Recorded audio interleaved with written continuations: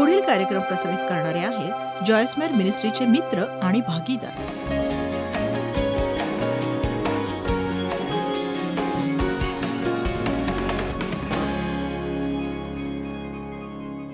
ते शस्त्र जे सैतान आपला विश्वास हिरावून घेण्यासाठी वापरतो ते म्हणजे पीडा. पीडा ते शस्त्र आहे जे सैतान आपल्या विरोधात वापरतो. त्याला मजा येते जेव्हा आपण आपल्या शरीराची काळजी घेत नाही, कारण त्याला वार करणं सोपं जातं त्या शारीरिक स्थितीत, जेव्हा तो सगळ्या प्रकारचे आजार, रोग आपल्यावर फेकू शकतो. जे काही त्याला शक्य आहे तो याच प्रकारची पीडा आणेल असं नाही. जर तो तुमच्या मनाचा ताबा घेण्यात अयशस्वी ठरला, शरीराचा ताबा घेण्यात अयशस्वी ठरला, तर तो तुमच्या संपत्तीचा ताबा मिळवण्यात आनंद मानेल. तो तुमच्या आयुष्यात कोणत्याही प्रकारचं नुकसान करू शकतो. काहीही जे तुम्हाला पीडा देईल, काहीही. मी माझ्या एका मित्राला म्हटलं, श्रोत्यांना आजचा माझा संदेश तितकासा आवडणार नाही, कारण आज मी पीडेविषयी बोलणार आहे. तुम्ही अशा गोष्टी ऐकल्याच पाहिजेत आणि तुम्ही सहन करण्याविषयी समजून घ्यायला हवं. तुमच्या आयुष्यात त्याचं काय स्थान आहे हे तुम्हाला समजायला हवं आणि त्याला कसं प्रत्युत्तर द्यायला हवं. कारण जर तुम्हाला आधीच समजलं तुम्ही कशातून जाणार आहात आणि काही गोष्टी अपरिहार्य आहेत, तर त्याने तुम्ही जास्त भक्कम आणि जास्त हिमतीचे बनू शकाल. आमेन. बघा, आपला नाश करण्याची सैतानाची योजना आहे पीडेद्वारे. त्याला आपला विश्वास नष्ट करायचा आहे. त्याला हवंय आपण हे सगळं सोडून द्यावं. त्याला हवंय की तुम्ही देवाला दुष्ट मानावं. आणि देव कधी कधी काही काळासाठी गोष्टी आहेत तशा असू देतो, त्यावर काम करण्यासाठी, आणि अर्थातच आपल्याला ते समजत नाही. पण आपण देवाच्या वेळेवर विश्वास ठेवायला हवा. 1 पेत्र 4:12 वरही की देव आपल्या श्रद्धेच्या गुणवत्तेची परीक्षा घेतो. आपल्याला न आवडणाऱ्या गोष्टी घडू देऊन ज्या आपल्यासाठी कठीण आहेत आणि खरंच आज कोणाला तरी नक्कीच मदत मिळणार आहे. खूप जणांना याचा फायदा होणारच आहे हे लक्षात घ्या तुम्ही. बऱ्याच जणांना. तुम्ही त्या कोणामधले तरी एक आहात. प्रियजन हो, तुमची पारख होण्यासाठी जी अग्निपरीक्षा तुम्हावर आली आहे तिच्यामुळे आपणास काही अपूर्व झाले असे मानून त्याचे नवल मानू नका. काही अपूर्व झाले असे मानून त्याचे नवल मानू नका. तो म्हणतोय की परिस्थितीतून जात असताना त्यांना विचित्र मानू नका. तुमची गुणवत्ता तपासली जाते. किती जण परीक्षेच्या काळातून जात आहे सांगा मला आता. परीक्षेचा काळ, ओके. मग तुम्ही यात उत्तीर्ण व्हायला हवं, नाहीतर तुम्हाला यातून पुन्हा जावं लागेल. देवाबद्दल एक रोचक गोष्ट आहे, त्याच्या शाळेत तुम्ही कधीही नापास होत नाही. तुम्हाला फक्त तीच परीक्षा वारंवार वारंवार वारंवार वारंवार वारंवार द्यावी लागते. जोवर तुम्ही त्यात प्रावीण्य मिळवत नाही, मग जरी त्यात उत्तीर्ण झाल्यावर तुम्हाला वाटलं आता हे सगळं संपलं, तरी तुम्हाला एक ताजा करणारा पाठ्यक्रम मिळतोच. हे जाणून घेण्यासाठी की ते तुम्हाला नीट आलंय की नाही. पीडा उद्भवते, काही क्षणासाठी जरा इकडे लक्ष द्या. पीडा उद्भवते जेव्हा तुम्ही एखाद्या गोष्टीपासून दूर जाण्यापेक्षा किंवा वाचण्यापेक्षा ते सहन करता तेव्हा. अनेक प्रकारच्या पीडा आहेत. मानसिक पीडा, भावनिक पीडा. जेव्हा लोक तुम्हाला दुखावतात, तुम्हाला असुरक्षित वाटतं, तुमचं मन दुखावलं जातं, ही सुद्धा भावनिक पीडाच आहे. आजारी असता तेव्हा शारीरिक पीडा, संपत्तीचं नुकसान, इतर कसलं नुकसान, जेव्हा लोक तुम्हाला नाकारतात, तुमचं मूल्यमापन केलं जातं, तुमच्याबद्दल खोटं बोललं जातं. जर कोणी तुमच्याशी वाईट वागलं आणि तुम्ही तुमच्या हातात गोष्टी न घेता एक खरा ख्रिस्ती म्हणून देवाचं प्रतिपालन करण्याचं ठरवता, तेव्हा खरंच खूप कठीण असतं. जेव्हा तुम्हाला वाटतं तुम्ही करू शकता आणि देव तुम्हाला म्हणतो नाही. देव म्हणतो की नाही, माझ्यावर विश्वास ठेव. बघा, ही कठीण गोष्ट आहे. आपल्याला हे जाऊन कुणाला तरी सांगायचंय, स्वतःला त्यांच्या जागी ठेवून पाहायचंय आणि ही खात्री करून घ्यायची की ते पुन्हा आपल्याशी असं वागणार नाहीत. चला आता, मूलतः पीडा म्हणजे एखाद्या परिस्थितीतून जाणं, ते होऊ देणं, सहन करणं किंवा भोगत राहणं. उदाहरणार्थ 1 कोरिंथ अध्याय 6:7 पौलाने चर्चच्या अधिकाऱ्यांना सुधारण्याचा प्रयत्न केला आणि ते एकमेकांविरोधातच कायदे चालवत होते.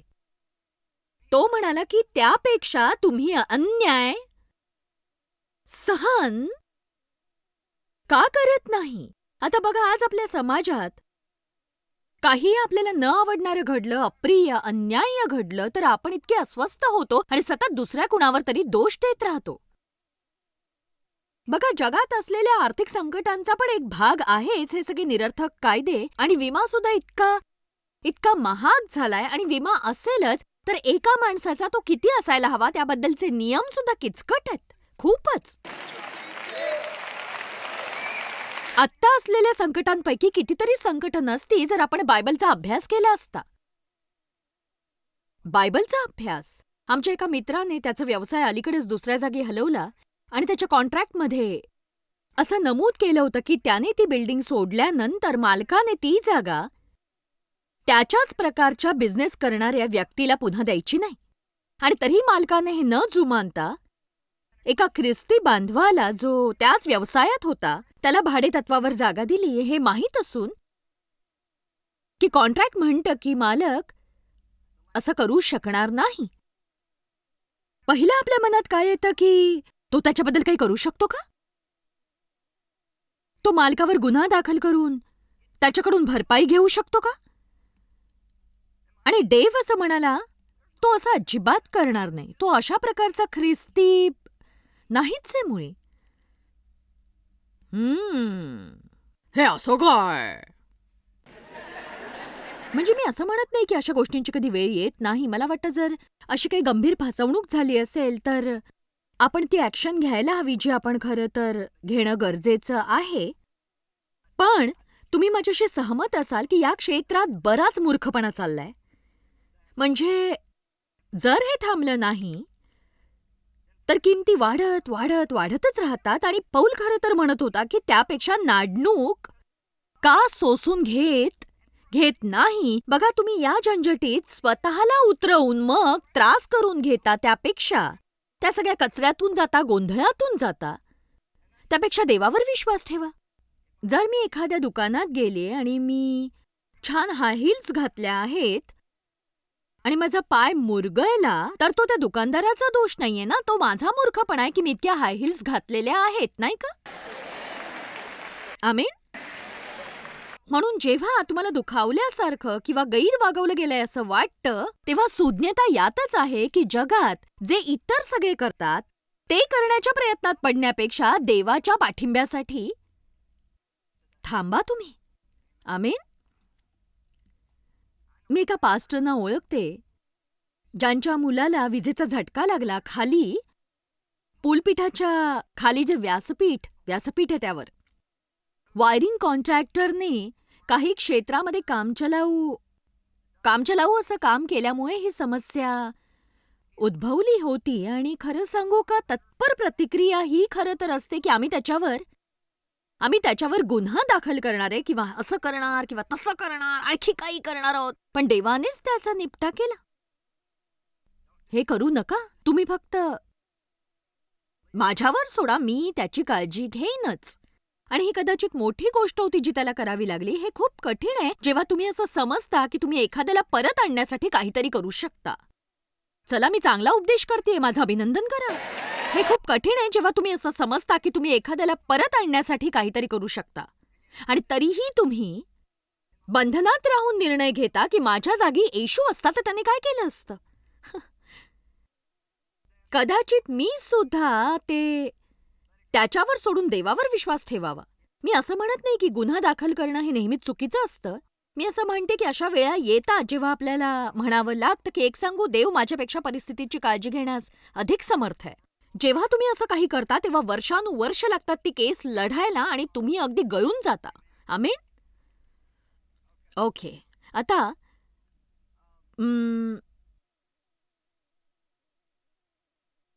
पौल त्यांनी भोगलेल्या बऱ्याच पीडांबाबत बोलला. आपण 2 कोरिंथ अध्याय 4:8 पाहूया. जर तुम्ही देवासाठी काही करणार असाल तर तुम्ही भोगणारच आहात. आपल्या उत्साहासाठी धन्यवाद. 2 कोरिंथ अध्याय 4:8 आम्हांवर चोहोनकडून संकटे आली तरी आमचा कोंडमारा झाला नाही. आपण लज्जेची पीडा भोगतो. मी तुम्हाला एक गोष्ट सांगणार आहे, लज्जेच्या पीडेबद्दलची. आम्ही घोटाळ्यात पडलो तरी निराश झालो नाही, आमचा पाठलाग झाला तरीही.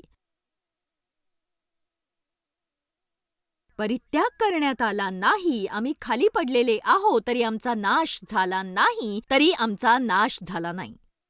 आता बघा, पौल खूप कठीण परिस्थितीतून गेला. मी इथे प्रवचनासाठी उभी राहते, जगभर फिरत असते, पण एक सांगू का, म्हणजे सगळे टाळ्या वाजवतात, कौतुक करतात, पण एक सांगू, हे नेहमीच असं नव्हतं. मला आठवतंय, माझं सेवाकार्य नावारूपाला यायला लागली होती आणि लोक म्हणायचे की अरे, तुम्ही कुठे होता? तुमच्याबद्दल कधी ऐकलंच नाही. मी म्हणायचे मी कुठेतरी होते, पण इथे असण्याची इच्छा जागृत झाली होती. ती देवाबरोबरची गप्पा बसण्याची वर्ष सोपी नव्हती. जेव्हा तुम्हाला वाटतं तुमचं अमुक एका गोष्टीसाठी पाचारण झालंय आणि जे व्हायला हवंय ते होत नाहीये आणि तुम्ही सुसंधीसाठी आणि चमत्कारासाठी देवावर विश्वास ठेवताय आणि हे बाकी सगळ्यांना मिळतंय पण तुम्हाला मिळत नाहीये. हे असे दिवस खूप कठीण असतात. एक गोष्ट सांगू का, जर जर तुम्ही सगळं सोडून देऊन हरला असाल तर एकच करा, ते म्हणजे मागे जा. पण तुम्ही आज सकाळी आपण जे गाणं गायलं त्यासारखं जर केलं, हळूहळू तुम्ही त्यातून मार्ग काढलात तर तुम्ही यशस्वी होणारच आहात.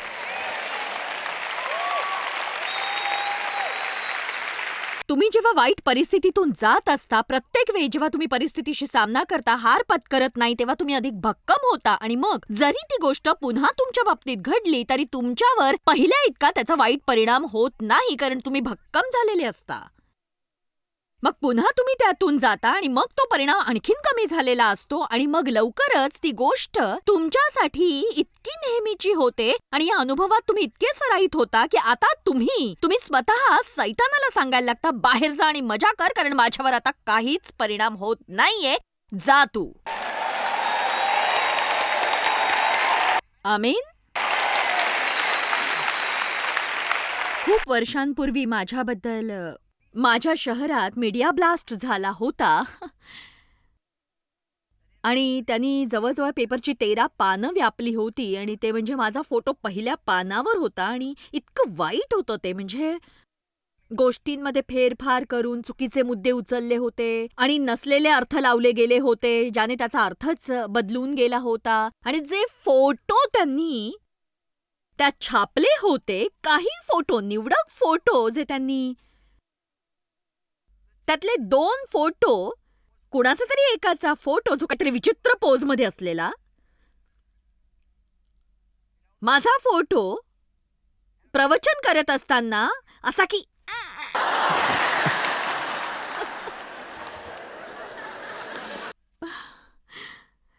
म्हणजे त्यांनी हे जे काही केलं ते आमच्या बाबतीत सच्चे नव्हते, प्रामाणिक नव्हते आणि ते आम्हाला असं म्हणाले की आम्हाला एक प्रेझेंटेशन करायचे आणि आम्ही त्यांच्यावर विश्वास ठेवला, जो काही चांगला निर्णय नव्हता. पण मी एकदा स्टारबक्समध्ये कॉफी प्यायला गेले आणि तिथे हे सगळं माझ्या समोर आलं आणि मला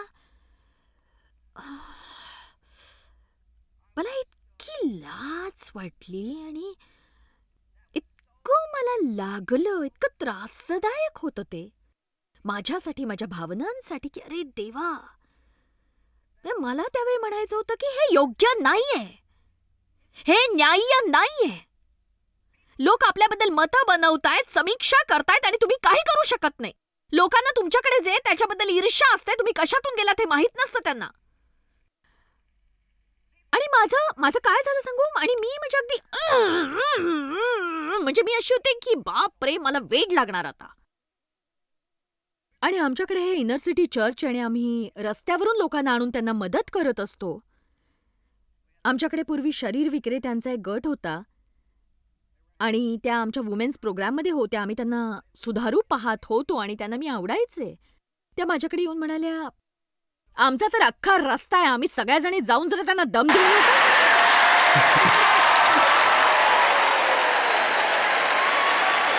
आणि त्या अतिशय गंभीर होत्या आणि मला मनापासून म्हणावं असं वाटलं की जा.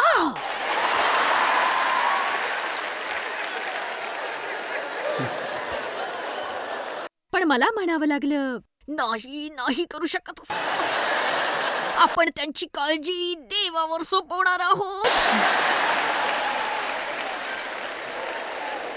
मग मी प्रार्थना करायचे, देवा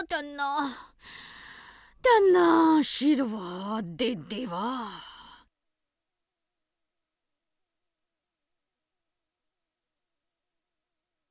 म्हणजे एक सांगू की याचा याचा सविस्तर अर्थ असा की मी सांगूही शकत नाही किती त्रासदायक होतं ते. आणि बघा, जेव्हा तुम्हाला माहीत असतं लोक आपल्याबद्दल खोटं बोलतायत, त्यांच्या बोलण्याने दुसऱ्यांची मतं बदलतायत आणि तुम्ही त्या बाबतीत काहीच करू शकत नाही. एक सांगू, मी माझ्या टेलिव्हिजन प्रोग्रामद्वारे स्वतःचा बचाव करू शकले असते, पण खरं सांगू त्याने काही फरक पडला नसता. येशू कधी बचावाच्या प्रयत्नात पडला नाही. त्याने कधी स्वतःला सिद्ध केलं नाही. मतितार्थ असा की लोक एकतर आजूबाजूला जे चाललंय त्यावर विश्वास ठेवणार, नाहीतर निष्कर्षांवर,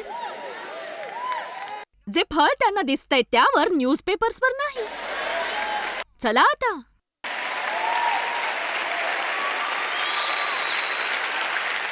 आणि तुम्ही कशावर विश्वास ठेवताय याबद्दल तुम्ही सतर्क राहा. आणि मी फक्त यावर विश्वास ठेवला की देव यातून मार्ग काढेल. आणि या सगळ्याचा सारांश म्हणजे जे झालं त्यामुळे येणाऱ्या काळात आम्ही खरंच खूप प्रगती केली. खूप जण उत्सुक झाले. खरंच असंच झालं.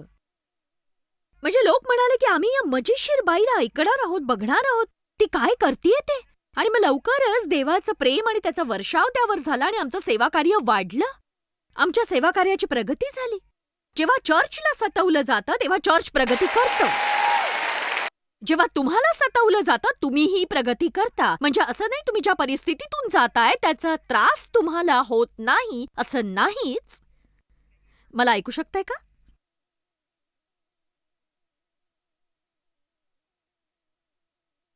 पौलाला माहीत होतं जे तो दुसऱ्या करिंथमध्ये म्हणालाय त्यामधील त्रासापासून तो वाचू शकला असता आणि त्यापासून वाचणं त्याच्यासाठी सोपं होतं. फक्त शहर सोडायचं होतं. आणि मी सुद्धा शहर बदलायचा विचार करतच होते. मी विचार केला, मला हे शहर आवडतच नाहीये. मी डेव्हला म्हटलं, आपण हे शहर सोडून दुसरीकडे जाऊया जिथल्या लोकांना काहीतरी अक्कल असेल. बापरे, मी इतकी चिडले होते. डेव्ह म्हणाला, काळजी देवावर सोपव. मी म्हटलं, पेपरमध्ये तुझा फोटो नाहीये.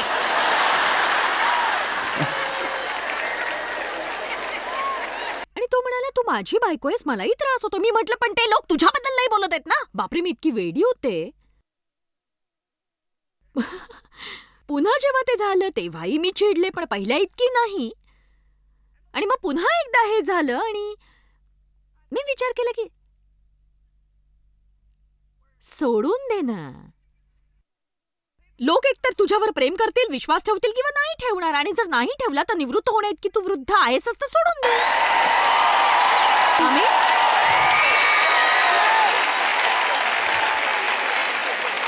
आणि मी या मुद्द्यावर आहे जिथे पौल होता जेव्हा तो म्हणाला, आम्ही येशूचा वध सर्वदा शरीरात वागवितो. आतापासून कुणाच्याही बोलण्याचा मला त्रास होणार नाही, कारण मी कसलीच पर्वा करत नाही. मला माझं मन माहितीये. मला माहितीये की जर तुम्हाला तुमचं मन माहितीये आणि देवाबरोबरचं तुमचं नातं माहितीये आणि तुम्ही प्रामाणिक आहात, मग बाकीचे तुमच्याबद्दल काय म्हणतात याची पर्वा करायची गरज नाही. ते काय विचार करतात याचीही, ते काय करतात किंवा नाही करत त्यांची मान्यता किंवा त्यांचा नकार, कारण तुम्ही त्यांच्या समोर न्यायासाठी उभे नाही आहात.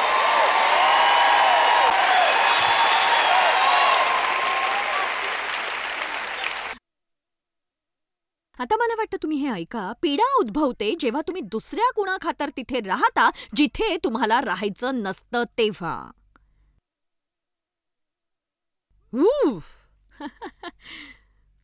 पीडा उद्भवते जेव्हा तुम्ही दुसऱ्या कुणाखातर तिथे राहता जिथे तुम्हाला राहायचं नसतं.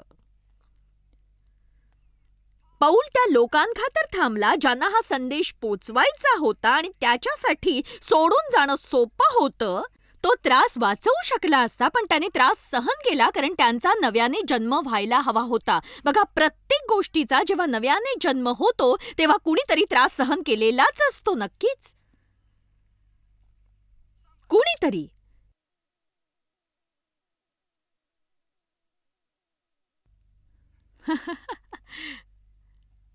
सेवा कार्यामध्ये स्त्रिया होत्या माझ्या आधी, ज्यांचं सेवा कार्य होतं, ज्यांनी माझ्यासाठी मार्ग सोपा केला. पण जेव्हा मी सुरुवात केली तेव्हा सर्रास पुरुष उठून माझ्या चर्चासत्रातून निघून जायचे जेव्हा त्यांना कळायचं एका स्त्रीला चर्चमध्ये आमंत्रण आहे. आणि हो, हे खूप कठीण होतं. तुम्ही हे करू शकत नाही, तुम्ही स्त्री आहात. मी म्हटलं खरं तर मी ते करतच नाहीये.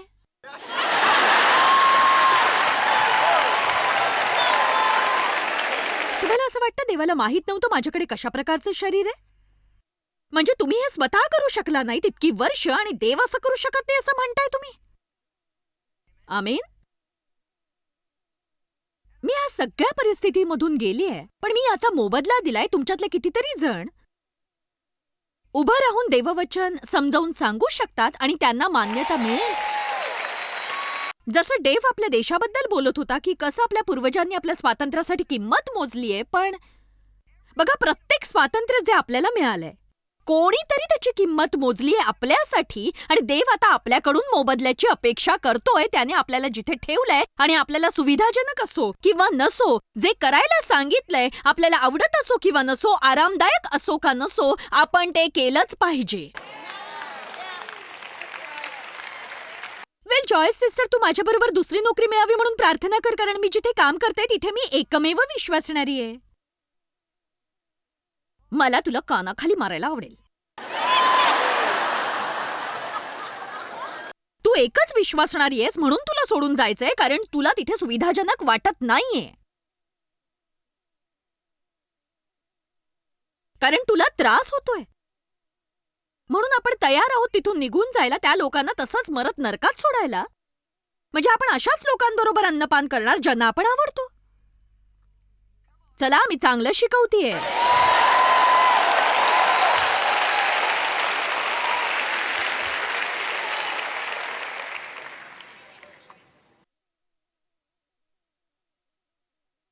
तुम्हाला वाटतं तुम्ही आराधना पथकाचा सदस्य असायला हवं, ते परवानगी देत नाही. तुम्ही रागाने म्हणता मी आता इथून बाहेर जाणार आहे. पण का इतका मूर्खपणा का? जर तुम्ही अपमानित भावनेनं गेला तर तुम्ही त्यानंतर जिथे जाल तिथेही हेच होईल. आणि मग तुमचं काय होईल? तुम्ही तोंड बंद ठेवा, शांत राहा, देव तुमची उन्नती करेपर्यंत थांबा. जर तो तुमची उन्नती करत नाही मग आशा करा तुमची बढती त्याने करू नये. कारण जर तुम्ही स्वतःला एखाद्या ठिकाणी ठेवलं तर तुम्ही त्या ठिकाणी प्रतिबद्ध आहात. आमेन. वचनं कितीतरी आहेत. देव पौलाला म्हणाला, देवदूत बघ किती त्रास सहन करतो, तरीही त्याने ही कामगिरी स्वीकारली. वाव. हे लक्षात घ्या की आपली चूक नसते कधी कधी, तरीही त्रास सहन करावा लागतो. पण तेव्हा शांत रहा, माफ करा आणि सहनशील रहा. 2 तिमोथी 3:12 ख्रिस्त येशूमध्ये सुभक्तीने आयुष्यक्रमण करावयास जे पाहतात त्या सर्वांचा छळ होईल. फक्त तुम्ही काही चांगलं करायचं ठरवलं म्हणून सैतान तुमच्यासाठी फुलाचं गालिचा अंथरणार नाही. आमेन. जे लोक तुमच्यावर प्रेम करतात ते विरोधात जाऊ शकतात. जे लोक तुमच्या विरोधात असतात कधी कधी विचार करून डोकं दुखतं की हे लोक आनंदी का नाहीयेत माझ्या बाबतीत. पण मला वाटतं एक सांगू का की सैतान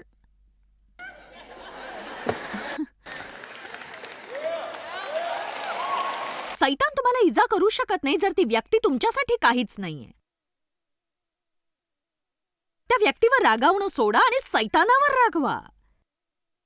सैतान तुमच्यातली उणीव हेरतो आणि त्याच माणसाचा वापर करतो जो तुमच्यावर प्रेम करतो आणि त्यालाही माहित नसतं आपला वापर करून घेतला जातोय. आपण मांस आणि रक्ताने लढाई करत नाही तर संस्थानक सत्ता आणि बड्या जाग्यांमधल्या दुष्टतांशी लढत आहोत आपण. आमीन. बघा, ज्यांच्याशी तुमचा विवाह झालाय त्यांच्या स्वभावातलं काही तुम्हाला आवडत नाहीये तर सैतान सगळं काही पणाला लावेल, तुमचं जगणं बेहाल करेल आणि ते त्याच गोष्टी परत परत करायला लागतील ज्या तुम्हाला आवडत नाहीत. चला, ते तसंच वागतील जे तुम्हाला आवडत नाही. तुम्हाला त्रास देणारच ते वागतील आणि तुम्ही असं म्हणाल, देवा आज नाही. खरंच मी तुम्हाला खरं सांगते.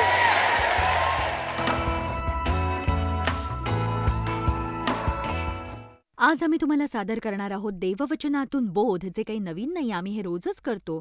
आणि मला हे आवडतं कारण ते देववचनच होतं ज्याने माझं आयुष्य बदललं आणि तुमचंही बदलणार आहे. देववचन हे आपलं आध्यात्मिक खाद्य आहे. जसं आपण रोज जेवण जेवतो तसंच आध्यात्मिक खाद्यही आपल्यासाठी गरजेचं आहे. देवाने जगण्यासाठी तुम्हाला सुंदर आयुष्य दिलंय, पण तुम्हाला सैतानाशी सामना हा करावाच लागणार आहे कारण तो इथे आहे.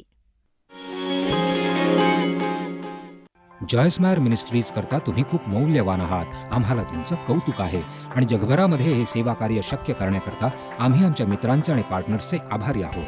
आम्ही एकत्रितपणे भुकेल्यांना खाऊ घालतो, गरिबांना वस्त्र देतो आणि राष्ट्रांना सुवार्ता सांगतो. तुमच्या प्रार्थनेच्या विनंतीकरता आमच्याविषयी आणखी माहिती मिळवा. जॉयसच्या कॉन्फरन्सच्या तारखा पहा आणि ख्रिस्ताची प्रीती जगभरामध्ये पसरवण्याकरता आमचे सहभागी व्हा. याचा सर्व खर्च जॉयस्मॅर मिनिस्ट्रीचे मित्र आणि भागीदार करत आहेत.